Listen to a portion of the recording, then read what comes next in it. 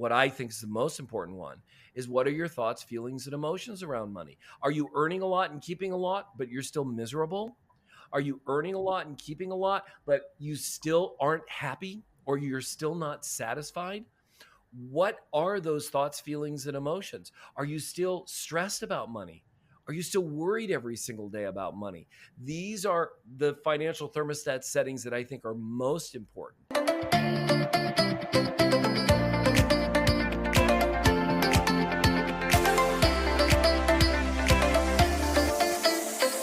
This is By Joey Joanne Season 2. I'm your host, Joanne Chan, and every Wednesday we bring you inspiring stories, powerful message, and fun conversations with me and my special guests and friends, and it's my personal mission to empower you to live and lead a life with joy. This podcast is for you if you're looking for more joy, courage, passion, and purpose in your life. Now let's dive into today's episode and get ready to laugh, learn, and live your life to the fullest. There are countless books, programs, and podcasts available today on how to make money and be successful. Add to that the limitless content on how to manifest, and one would think that most people are prospering. Sadly, this is not the case. Millions are still struggling, with many left asking, why doesn't this work for me? Our guest today has worked with tens of thousands of people for more than 2 decades to live lives of power, purpose, and prosperity. About 30 years ago, he noticed that his coaching clients exhibited similar patterns around money, regardless of how much more they made. Their situation and experiences around money stayed the same. He knew there had to be something more to this, so he decided to study it. Over the next 2 years, he discovered that we all have a financial thermostat, and this setting determines how much we can make, how much money we can have and keep, as well as our thoughts, feelings, and emotions around money. And today, he has helped people reset their financial thermostat and create a healthy relationship with money and themselves, so that they can tap into the universal band of energy called money and let it flow. So, ladies and gentlemen, help me in welcoming the money mindset expert, Pericles Rellas. Joanne, thank you so much for having me. It's a pleasure and an honor to be here. Yeah, me too. Really excited because it's something that I'm always curious about, like, money, how can we make more? And at the same time, how can we have be rich and happy? Because like most people said, that's not the answer, right? Let's talk about it before we even talk about financial thermostat. Do you believe, like, I'm just curious to know, what do you believe? Like, do you believe money can make us happy, like truly happy? This is a great question. I think it's the question of the hour. And most people don't like the answer that I have, and it is no. Money cannot bring us happiness. Money cannot bring us satisfaction or fulfillment. It can't bring us a sense of joy in our lives. It can provide us with things that may be joyful for us, that we may enjoy doing. But at the end of the day, when we go to bed at night, it won't be the thing that fulfills us. And so when we are on the hamster wheel of searching for happiness through money, we end up struggling and struggling and struggling. We make more money, but we're still not happy. So we think we need to make more money, but we're still not happy. What I have found in the decades that I've been doing this is I've worked with people who have very little money, and they're completely happy in their lives. They're fulfilled. They have love. They have a sense of happiness, security, satisfaction. And I've worked with people who are certified billionaires, with a B on the Forbes list, and they're miserable. They have none of those things. And so it isn't the money that provides us with that sense of joy and fulfillment. It actually comes from within. And that's why this is such an important conversation for me to have with people, because they are chasing after something and expecting money to provide something that it won't provide for them. And I want them to get off that hamster wheel, find that happiness and fulfillment from within, and then they're open to making the kind of money that they want, but also living a life that's full and happy and contented. Right. So yeah, I mean, that's beautiful. So if money doesn't make us happy, what will? Well, finding the things that actually do bring us happiness. For example, connections with our family or connections with our friends and loved ones. Doing the things that we find passion and joy in doing. So for me, it's having these conversations. It makes me so happy. It brings me so much satisfaction to speak with your audience, to speak with you, to speak with anyone about what they can do, the steps they can take to earn more money, to keep more money, but also to find that sense of satisfaction and fulfillment in their lives. Find the thing that you're passionate about and pursue it.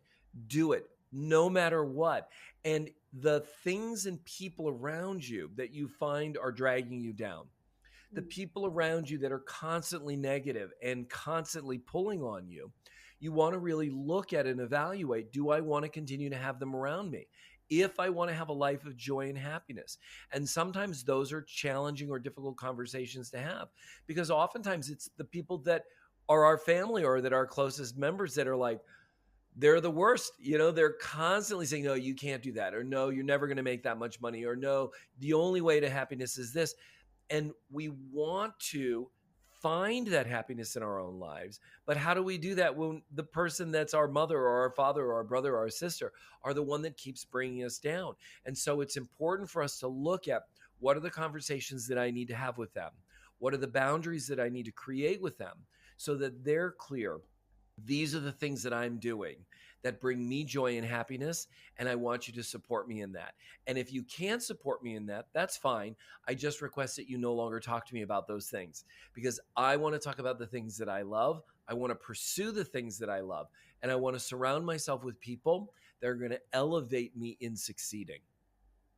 I love that, and that's part of the reason, like one of the big reasons why I start a podcast, because I get to talk to people who are on the same wavelength or frequency.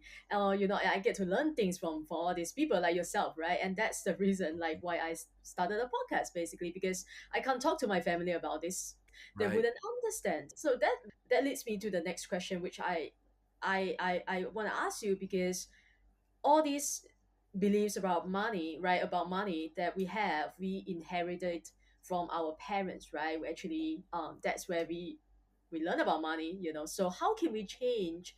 Sometimes we still have to live with our parents. Can't really just, move out. And how can we change old thoughts and beliefs about money that we learn from our parents, or even just, Mhm. people that, like our family members? Yeah. You're speaking about generational money mindsets. And this is such an intrinsic part of our lives. In certain cultures, and certainly Asian cultures and other cultures where you have multi-generational families living in one home, those generational mindsets are passed on even more strongly. In the United States where we live, oftentimes kids leave right away. They don't stay with their parents like you might. And so they can break away from those conversations sometimes and sometimes not.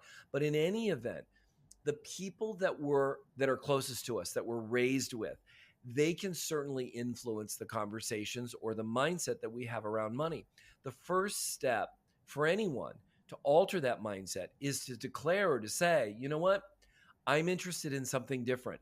I do not want to continue down the path that I watched my grandparents or my great grandparents and my grandparents and my parents go down. I want something different for myself.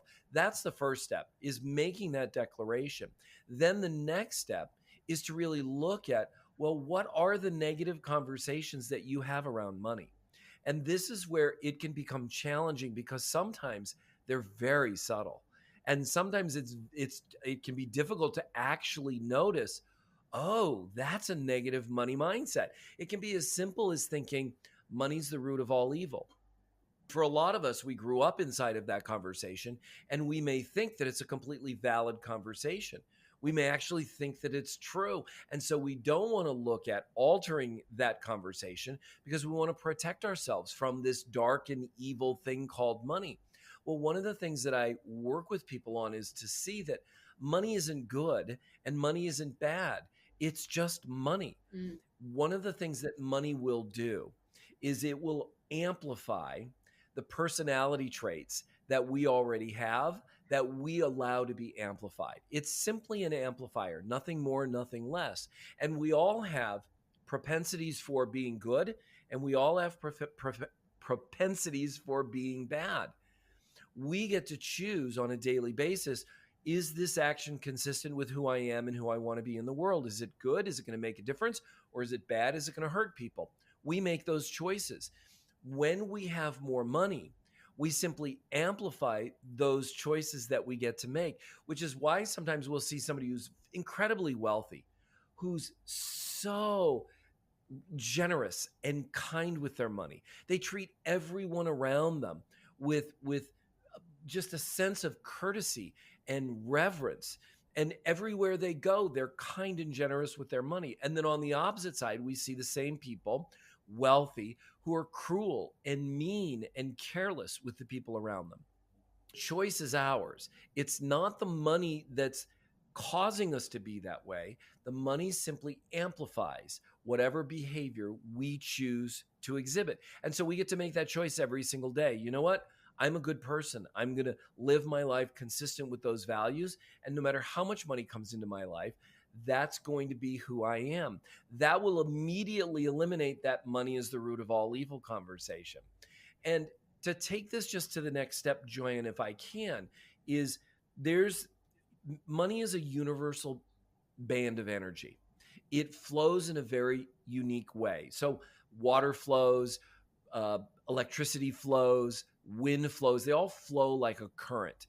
And money is a current as well, but it flows in a distinct way in that it flows in a circle. So it flows to us, through us, and away from us, and then back around to us, through us, and away from us. And there's this reservoir on the side that we get to keep. Now, what's important about this circular flow of money is that because it flows in a circle, blocks anywhere in that flow end up being blocks everywhere in the flow. So if we have a block in the flow of money coming to us, that ultimately blocks the money flowing away from us. It also blocks that reservoir on the side. Same thing for money flowing away from us. Those blocks impact money flowing to us, and again, on that reservoir on the side. So what does a block in the flow of money coming to us look like, right? Yep. It's money is the root of all evil. I think people who have a lot of money are horrible, are evil. Those are both blocks in the flow of money coming to us. We can't become something that we resent. So if we resent the wealthy, or if we hate the wealthy, or if we think the wealthy are bad, how could we ever become that ourselves if we hate it? It becomes a self-loathing conversation, and that generally goes against the grain of being human. It's also a block in the flow of money if you think that your boss is terrible or that people in power are terrible. Those are all blocks in the flow of money coming to us.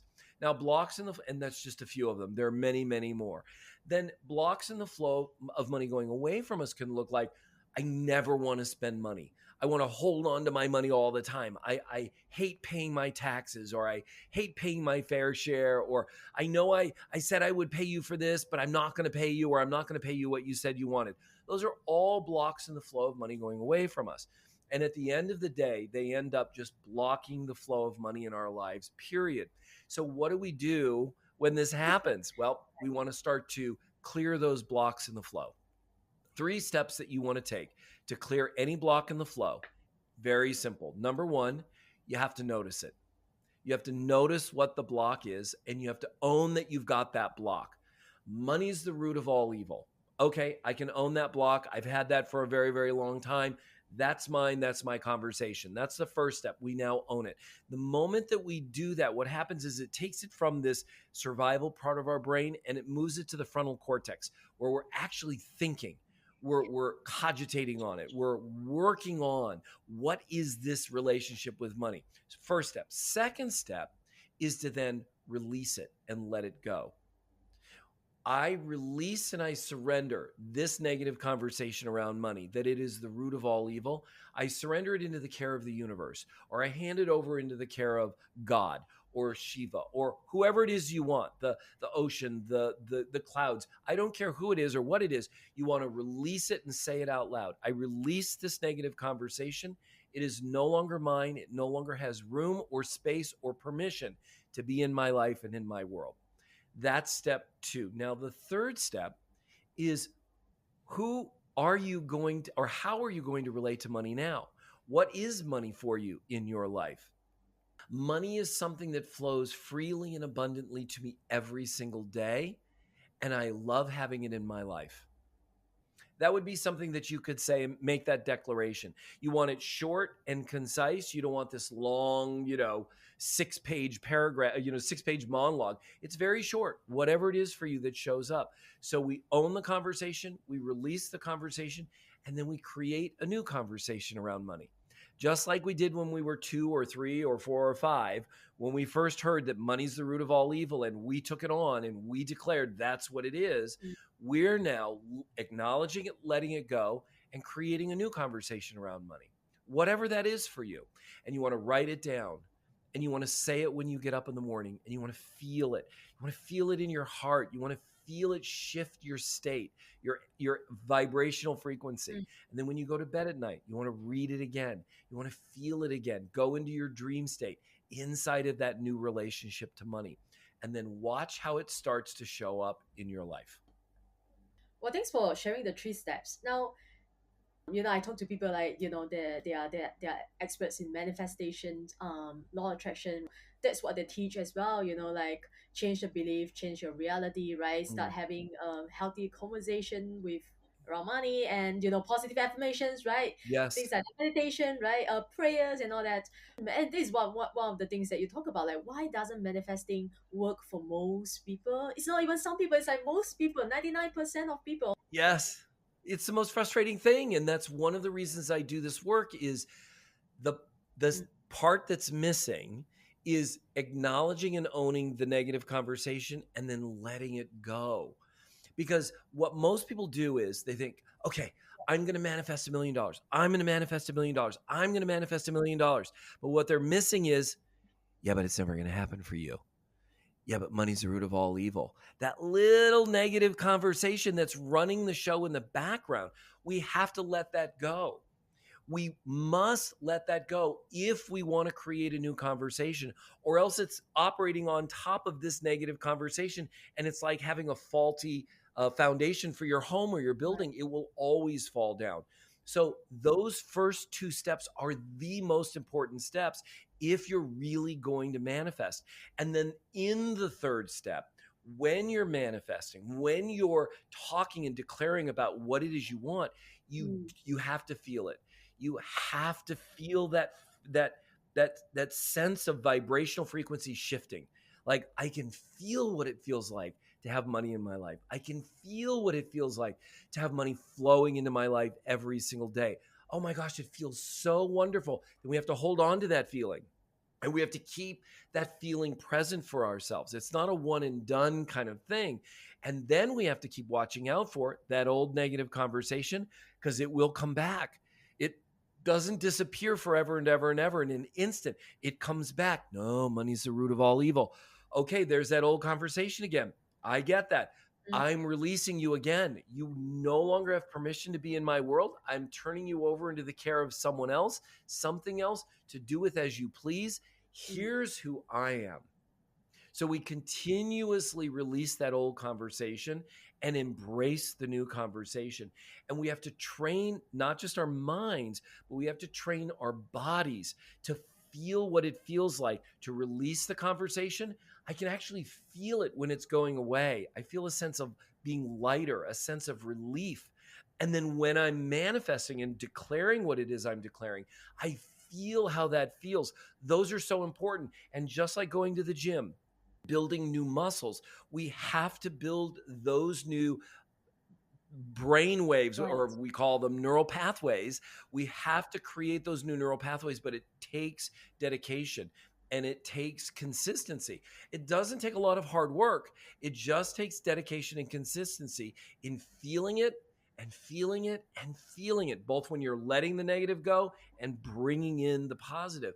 And as you do it, the more you do it, the more you feel it, and the more you look for evidence of it showing up in your life. Look, a penny just showed up in my world. Thank you. There it is, showing up in my life. $1. Oh my gosh, I just got a raise. Or oh my gosh, another opportunity just showed up for me to make money. Those are all signs that it's working, and we have to acknowledge them and we have to celebrate them, because what most people do is they see a penny, say, that's not what I want. I don't want that penny.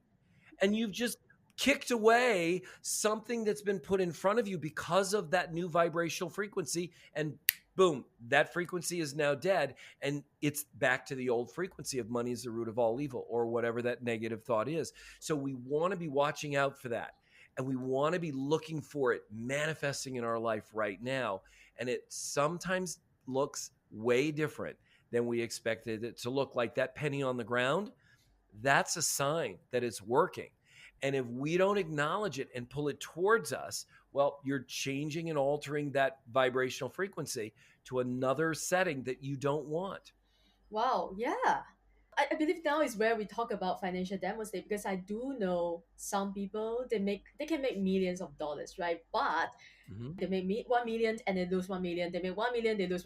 And I realized, just having this conversation with you, I realized when I was in my mid 20s, I'm always stuck at this income level. Just always stuck. I can never, my bank account can Right. never go past that level. I was like, why is that, right? And just whenever I make more money, I will spend more money.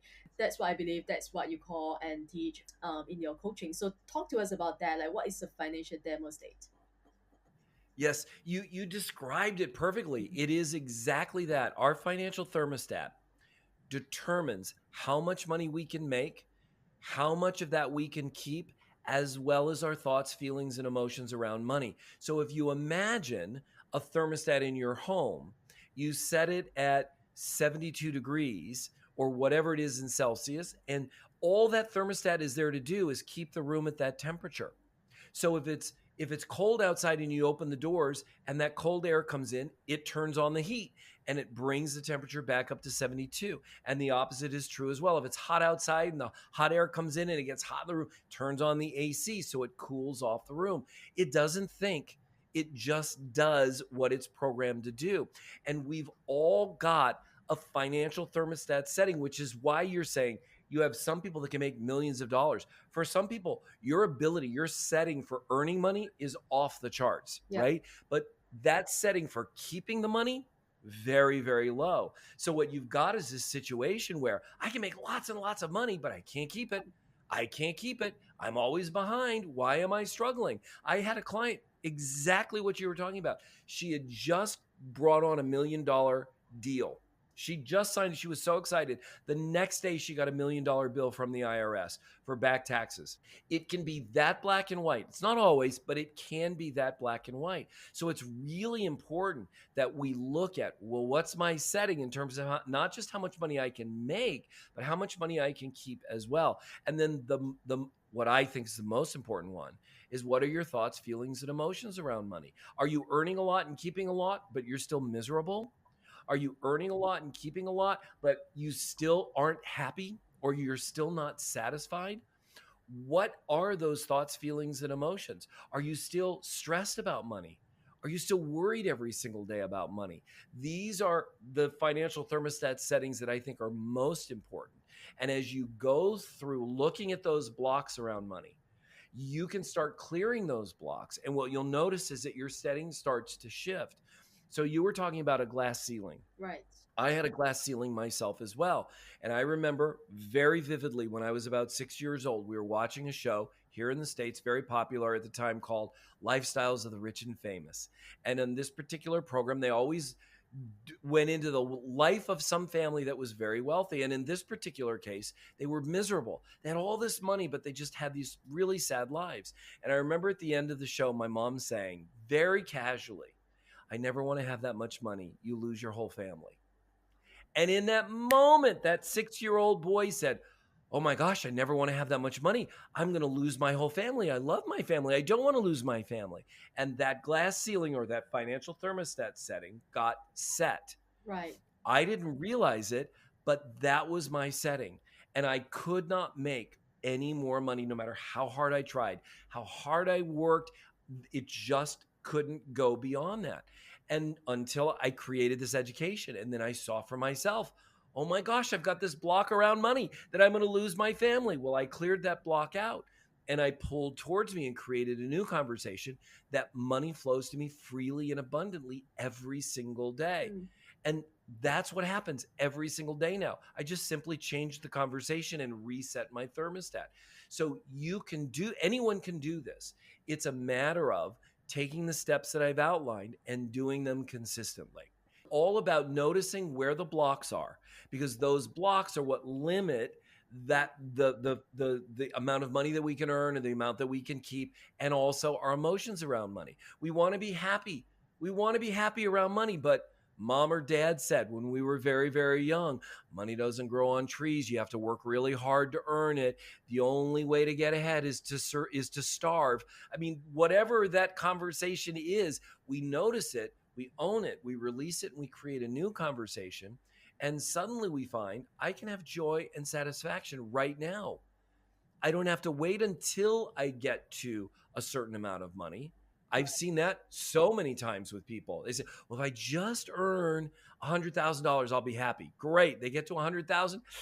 I'm not happy yet. Maybe if I get to 200,000, and there they are in that hamster wheel, and they will never reach that place where they have enough money because they're looking for money to provide them with something it can't. Right. Right. The other thing I want to talk to you about is you talk about, yeah, people can make money, but they can't save money, they can't keep money. And Yep. growing up, my parents always, taught me you need to save money, like you need to save money. Like they don't want to Right. spend any money. And Right. so growing up, I always just wanted to save money until I learned or started having conversation with other people, with different set of beliefs. Like you need to invest money, right? You need to make your money work. It's not just about saving money in your bank account. Then I realized, wow, saving money won't get me rich, right? It's about Right. making money work for you and how can you invest Yes. money wisely. And so I was like, my financial thermostat was like, up and down because I was working against or thinking against my childhood beliefs. Right. So you talk about keeping money, like people just can't keep money. Are you saying that we need to save? Is saving the same as keeping? I'm not quite sure. What do you mean by that? This is a great question. This delves into a whole nother area of distinctions in the education that I have. And that is, so first we've got this financial thermostat, right? Where we want to be able to earn more, we want to be able to keep more. Now, what do we do with that money that we get to keep? How do we relate to that money in such a way that it grows and expands? And this is where I have a distinction around how we relate to money, our relationship to money. And this is where people get a little, ooh, this is a little weird, but listen, hang out for a second. If you guys are listening to this, I want you to hang out with me for a second. Imagine that money is like your significant other. Mm, And are you treating money the same way that you treat your significant other? So how most people treat money is, I want it when I want it. When I have it, I want as much as I want. I want to show it off to everybody because I just want everybody to see how cool I am that I've got all this money. And then when there's not enough of it, I'm annoyed. When I'm not thinking about it, I'm not thinking about it. It's not part of my life at all. I have no appreciation for it. I just want it when I want it. I want as much of it as I want when I want it. Imagine if you treated your significant other that way. How long do you think that relationship would last? Not very long, because who wants to be around somebody that takes you for granted, that never thinks about you or appreciates you or cares about you beyond how you can make them look when you're out in public, right? If we shift our relationship to money, to that of a significant other, oh my gosh, every time it shows up in the room, I appreciate it. I'm so happy that it's here. I'm thinking about, how can I make my relationship with money better? How can I expand my own capacity so that I can make money happier when it's with me? So that we can have a better life together, so that we can do more things together. mm, Suddenly we're looking at, whoa, that's a pretty cool relationship. That's a relationship that I want to be in. And when you're looking at money as a universal band of energy, well, energy is attracted to energy that's similar. So if money is operating at a certain frequency and it wants to get attracted to someone, it's going to be looking for someone who's going to appreciate it, who's going to honor it, who's going to cherish it, who's going to know exactly what it can provide, and what it can't provide. If you're in a relationship and you're clear your significant other can't change a tire, you're not going to expect them to change a tire any more than you're going to expect them to do brain surgery if they're not a brain surgeon. We don't have expectations of our significant, or we ought not to have expectations of our significant other of things that they can't provide. Well, we do that with money all the time. We think money's going to make us happy. We think money's going to buy us security. We think money's going to buy us a sense of fulfillment. Yeah. None of those things are true, at least not in my experience. So we appreciate money for what it is and for what it can provide us. And when it does provide us those things, we love that. We appreciate that. We celebrate that. And then money will want to show up in our lives. And as we look at expanding our capacity around money, we're looking at not just how to relate to it, but how do we make it better? How do we make more of it? How do we have it grow? I want my significant other to grow in their life if that's what they want. I want money to grow as well. So I need to educate myself. Right. I need to go look at and do the research on, okay, well, how do I make my money grow? Is it through investments? Is it through stocks and bonds? Is it through real estate? Is it through something else? Well, I'm going to go do the research and I'm going to figure out what that looks like for me. I'm going to go to experts and I'm going to talk to them and I'm going to get lots of information from experts so I can make those choices on my own. Now, a mistake a lot of people make is, oh, I'm just going to turn it over to someone else. I'm going to let someone else handle that. Well, that's the fastest way to get separated from your money, because there are some great people out there, financial advisors, but there are some ones out there that are not as interested in you making money so much as they're interested in their making money off of your money. So if you don't understand what they're going to do with your money, how can you expect them to ever take care of it? That would be like turning your child over to a babysitter and you have no idea who this person is or how they're going to take care of your kid. We would never do that.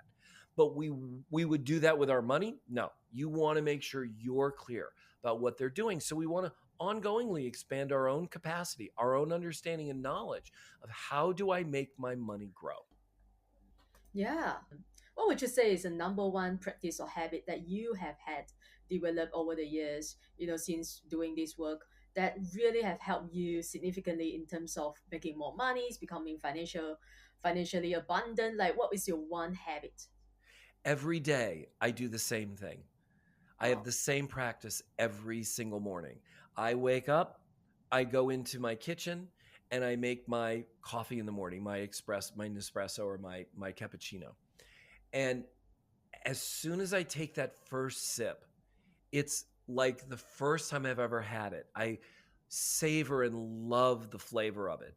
And that is my gift, not to just myself, but to the universe, because I'm now about to make a request of the universe. And I request 3 specific things every single morning. And I feel it and I appreciate it and I'm grateful for it. And the very first thing is an abundance of money in my life right now.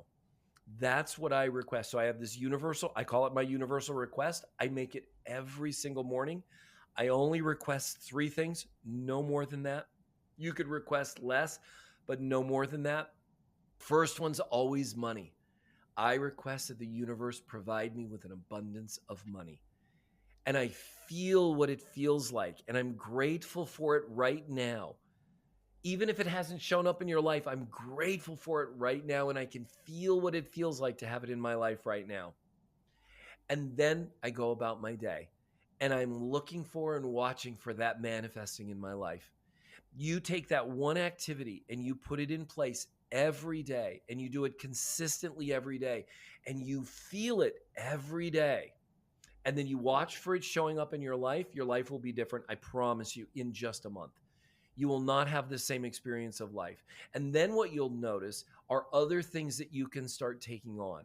So I'm constantly doing things to expand my own capacity because I'm clear I'm not arrived. I'm never going to arrive. I'm going to be on this journey until I take my last breath in this life. And I love learning new things, regardless of what it is. And I'm always reading something new. I'm always researching something new. And I'm always open to people contributing to my life.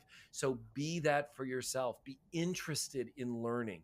Be interested in expanding your own capacity, not just around money, but around anything that interests you, and watch your life change.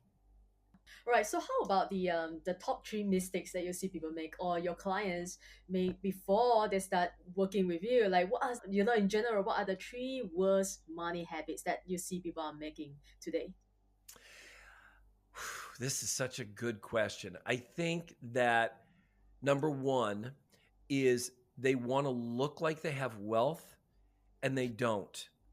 So, looking like they have money is more important to them than actually having the money. And Wow. we see this in our social media everywhere. And I think that if there was one thing that encapsulated the top three things Yep. that people ought to stop right now, if they're interested in actually creating and building wealth, is stop being worried about what other people think.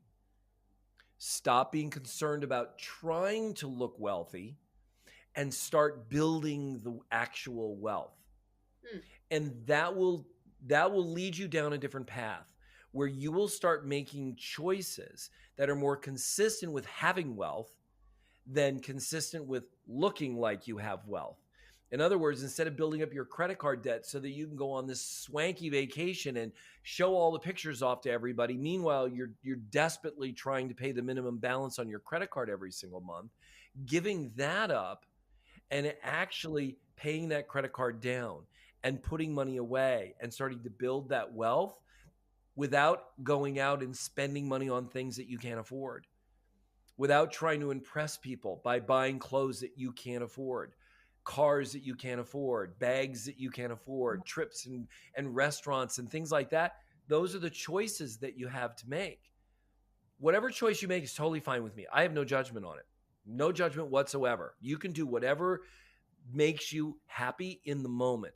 But if you're in this conversation and you're somebody who's really truly interested in creating and building wealth, that would be the number one, two, and three things that I would recommend anyone stop doing. Stop trying to impress others. Bottom line is nobody cares. Yeah. If you think about it for yourself, if you look at all the people around you doing all those things, what are you thinking? Wow, they're so cool, or look how stupid they look, or look how crazy they look. They're not thinking about you any more than you're thinking about them. Don't worry about what other people think. Focus on what it is you want in your life. Create the wealth that you want in your life. And don't worry about what other people think. Don't worry about the car that you drive. Don't worry about the clothes that you wear. Worry about, are you building wealth? And are you happy? Mm.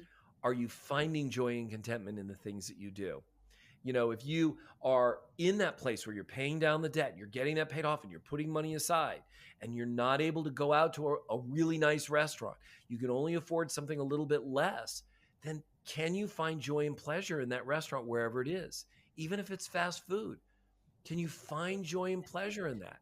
Pull that towards you. Because look, I promise you, there are people that go to bed every single night that would trade places with anyone listening to this podcast in a nanosecond, because the life you live right now for them is a dream life.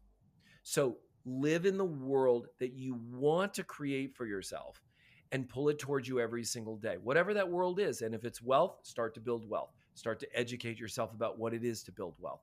What is money and how does it work? How can I lose it quickly and how can I keep it quickly or keep it long?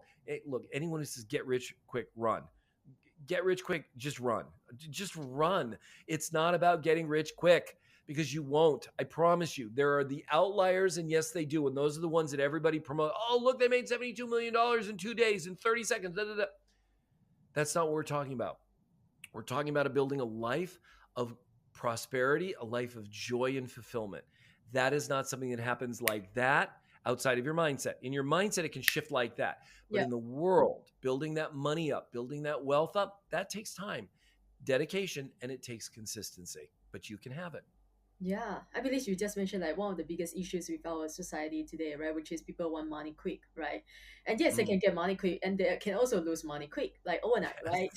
So, and the other thing is you also emphasize the importance of not forcing the outcome, right? Let's say Mm. I want to make, if I want to make $1 million, let's say, right? And how can I not, because if I had the goal, if I set the goal for myself, let's say for my business, even for my podcast, I want to make 1 million with my podcast, just for example, how can I not force it because I need to work towards it. Like I need to hustle, right? I need to make things happen. I need to make it happen.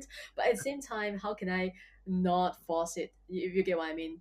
Yes, absolutely. And I think that this is one of the things that Abraham Hicks, if anyone follows Abraham Hicks, they're always talking about allowing. Mm, You know, we want to hit that vibrational frequency that's consistent with what we truly want. We want to feel good. We're always searching for that good feeling. And then we want to be looking for, what are the things that I want in my life? What are the things I want to manifest in my life?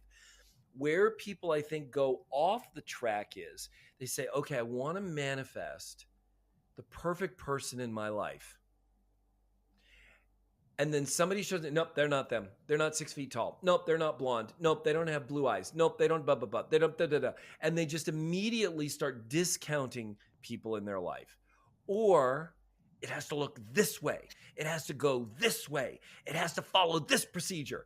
That's what I mean by forcing an outcome. And I think, and I'm putting words in their mouth, but I think that's what Abraham Hicks is saying when they say allow, because it can show up in our lives in a way that we never expected. We just have to be open to allowing it to show up in our life. There may be opportunities, and I'll use your podcast for example, since that's what you mentioned. There may be opportunities for your podcast to grow by leaps and bounds that would present itself in a way that you never would have expected. You may be at the coffee shop or at a restaurant somewhere chatting with somebody who starts talking about something. Oh my goodness, what is this? I'm not interested in that. Whereas if you listened and actually listened from, could this be an opportunity for me? mm, May not be, but are you listening from, could this be an opportunity for me? Could this be something I could look at? Wow. And then we're looking at it as that possibility. Doesn't have to be, may not turn out to be, but if we're looking at it from, oh, wow, this might be somebody I could date. Let's, they don't have the hair or the height that I might be looking for, but let's have a conversation and let's explore and let's see what happens. You might find, oh my gosh, this is the perfect person for me. Oh my gosh, this is the perfect person who wants to help me get my podcast to the next level. When we're open to it, we can look at almost anything that shows up in our life as a possibility, not the answer, but a possible answer. And that's when we're open to allowing it to come into our lives. Doesn't mean that we have to accept every single thing that comes into our life as the answer. No, we'd be going crazy, running around doing all this stuff. But wow, there's a possibility right there. I love to relate it to money. There's a penny. I'm going to pick that penny up and I'm going to be grateful for it. I'm going to be thankful for it. I've seen pennies in places where it's too dangerous for me to get, or it's not sanitary. I saw a penny in a urinal once. I'm like, yeah, I'm not going to pick that penny up because it's not sanitary, right. but I'm going to be grateful to the universe for showing me that money is everywhere in my life. Money is everywhere in my life. And I'm grateful for you showing me that. And thank you. And I'm not going to pick that penny up. That's the world I want people to live in, because that's the world of anything could be a potential solution to their problem or pathway to their journey or their goal, wherever it is they're going. So that's what I mean by don't force an outcome. Don't have a preconceived notion of it's got to look like this. No, just say, this is what I want my life to be. $1,000,000, 1,000,000 followers, whatever that is. And I'm open to it showing up the way it needs to show up so that I have it in my life and I'm happy. Mm, I love that. Yeah, thank you so much for clarifying. And I can talk to you for hours, but is there anything else that you really want to talk about? Perhaps I didn't ask you or didn't let you. I think that at the end of the day, it's not the number that's important. It's how Mm, you feel inside. It truly is. Because, I have I've known people that make, like I said earlier, so little money, and yet there's nothing missing and nothing lacking in their lives. There's nothing that they would want beyond what they have. They have their family, they have love, they have joy, they have satisfaction. They have enough money in their life to do all the things that they want to do. And they've built their life around being happy, not around something else. I remember my first trip to Thailand, and I saw this distinction, which was extraordinary. And in Thailand's an extraordinary country where you've got contrasts from wealthy, wealthy, wealthy to very, very poor. But what I Yeah. noticed was, even with the very, very poor people, they have a sense of joy and happiness in their life. And a lot of times they will get up in the day, in the morning, and they'll say, I need to make 50 baht today. That's all I need to make. And then they're going to go make the 50 baht, and then that's it. They're done for the day. And they're going to go enjoy the rest of their life. They have a true sense of enough in their life. They have a true sense of satisfaction in their life. And that is extraordinarily powerful. If you can achieve that kind of place in your life, I have enough. I actually have enough today. That is going to be a place where you can thrive and you can experience joy and satisfaction beyond anything you've ever imagined in your life. So that would be the one thing that I would ask people to look for and strive for is what's enough? And can you be happy with it? Well, yeah, thanks for sharing. It's so beautiful because some of the happiest people that I know, they are not the richest people in the Mhm. world, right? They could be the poorest. Like if you want Yeah. to look at numbers and stuff, but they're happy, right? They Yeah. don't need money. So beautiful. Thank you so much for sharing that. And it also helped me a lot today because when it comes to business, that I'm so focused on just chasing the number, looking at how much I can make, right? But again, it all comes down to the question, are you happy, right? Are you happy with what you're doing? Are you happy with your life, right? Is it enough? Like when is enough? What is enough, Right. right? Yeah, so thank you so much for that. Now tell my You're people where welcome. they can find you if they want to work with you. What would be the next first step? Yes, they can go to two places. They can go to periclesrellas.com or they can go to resetyourfinancialthermostat.com. They both go to the Mhm. same place. That's my website. And on the main page is my masterclass. It's a free masterclass. Anybody can sign up for it. And it's the 4 keys to resetting your financial thermostat. I created it and designed it with the intention of anyone who watches it will have all the tools they need at a fundamental level to be able to reset their financial thermostat and start to create the kind of wealth and happiness that they want. And then, of course, if they're interested in going further, there are ways to do that. But that's really the key: is do the masterclass and really pull it towards you, put it and implement it into your life, and watch your life transform. Beautiful. Now we always end with our final five rapid fire questions. I'm not sure if you know this coming, but that's how we end our Of show. course. Now, every question has to be answered in one word or one sentence maximum. Okay. Are you ready? I'm nervous, but I'm ready. Well, it's gonna be fun. The first question is, what is one thing you wish you knew earlier? Start putting away money right now. The second question is, if you could relive one day of your life, which day would it be? Like one day do over. Ooh, that's a tough one. I would say when I was 6 years old and I heard my mom say, I don't want to have that kind of money, if I could relive that day and tell that little boy, it's okay, make as much money as you want. That is so powerful, right? Going back all the way back to where you first learned about the belief. Mm. Yeah, so powerful. Now, if you could master one skill you don't currently have, what would it be? Speaking Thai. Ah, wow, yeah. That one's challenging. Are you going to learn Thai when you are coming to I'm Thailand? learning it a little bit by little bit, yes. And so I keep practicing, and next time I go back, hopefully I'll know more. Wow, that's gonna be interesting Yes. to see you speak Thai. Now, the next question is, if you could instantly solve one world problem, what would it be?